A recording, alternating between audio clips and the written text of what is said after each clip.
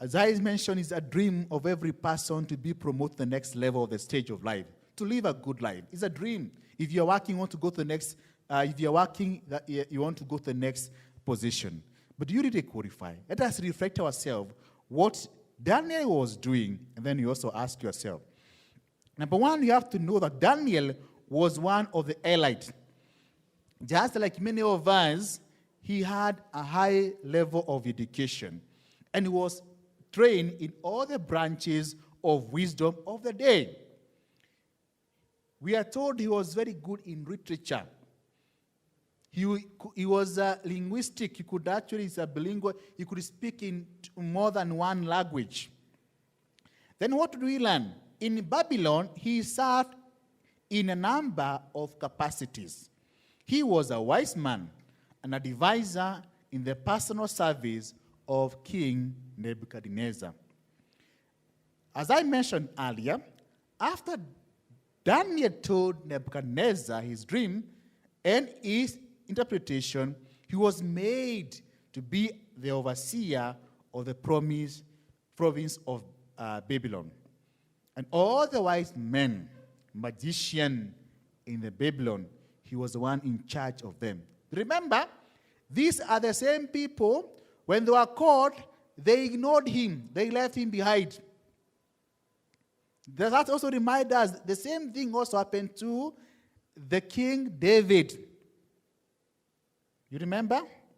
Yes, when we were told to go and select a king, people thought you can't qualify to be there. So they called their brothers. The same case here. When they were calling the wise people to go and meet the king, to try to assist the king, we are told Daniel and his team were left out. Then, that's number one, you can say he was an elite, well-educated, just like most of us in today's situation. Number two, we learn that he was full of wisdom. There are numerous examples throughout the book of Daniel that shows this. He was very slow to act.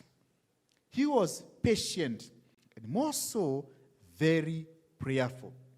When he was faced with the challenges, he was full of wisdom that the best I can get is to go and seek the refuge from God through a prayer.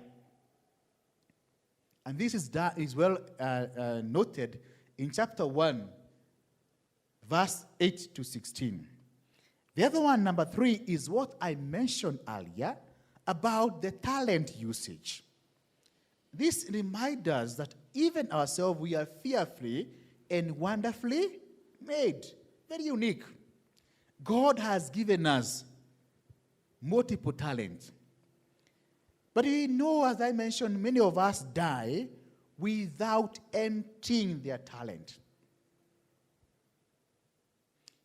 God gave Daniel the gift to understand dreams and vision.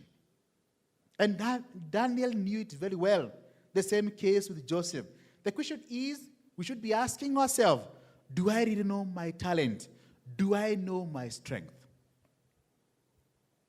We are told, Daniel, despite being capable of understanding dreams and vision, he did it perfectly, very well, correct.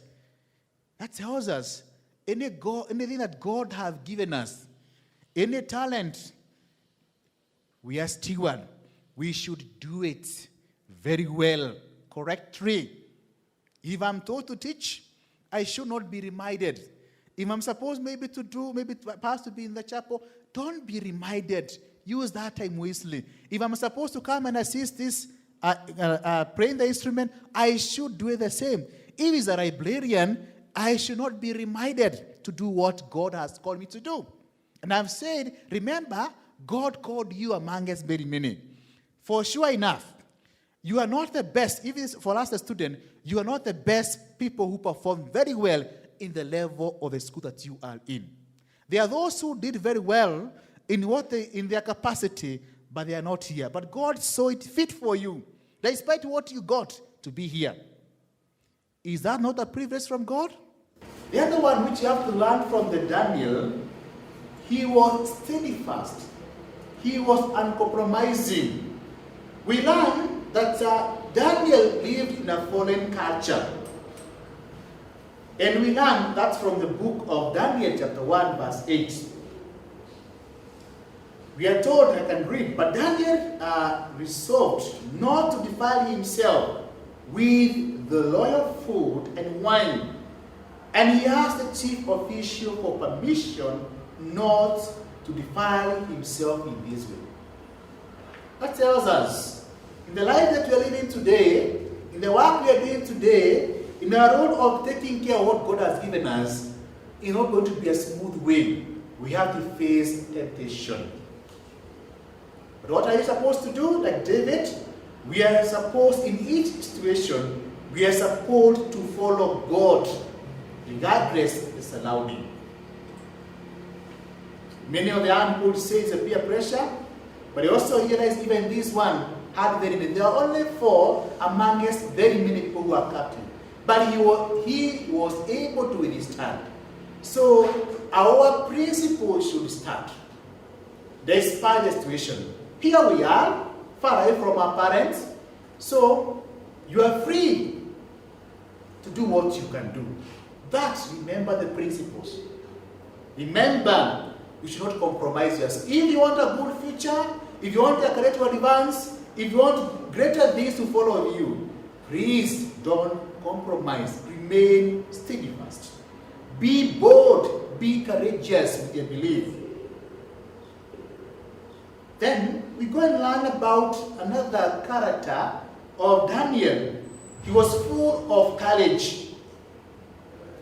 We learn that he was very bold. He pronounced the true meaning of dreams and vision. And we are told, even when they were negative or very unpopular, he stood on what was right. Stand on what is right, even if we may not absorb it. Even if your student may refuse to acknowledge, raise it. It's good you say, I raise it. I pointed out. Rather than saying, I knew, but I kept quiet. Stand on what is right. Speak it out. That is what God is calling us to do this morning.